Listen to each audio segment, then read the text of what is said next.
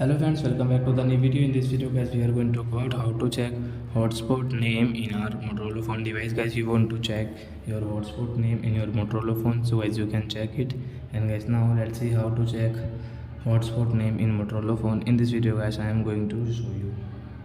So before starting video friends, I want to tell you, if you are in my channel and you are watching my video first time, so first of all go and subscribe my channel, click the bell icon and like my video.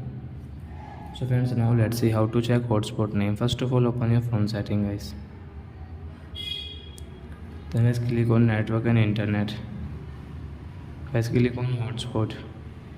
Sorry friends, click on hotspot, Wi-Fi hotspot, hotspot name, and guys you can check your hotspot name from here in your Motorola phone. So I hope friends you have understood how to check hotspot name in Motorola phone. So that's it guys, thanks for watching our video guys. Now we will meet up next video with new topic. Before going guys, please go and like my video, subscribe my channel. Bye bye friends.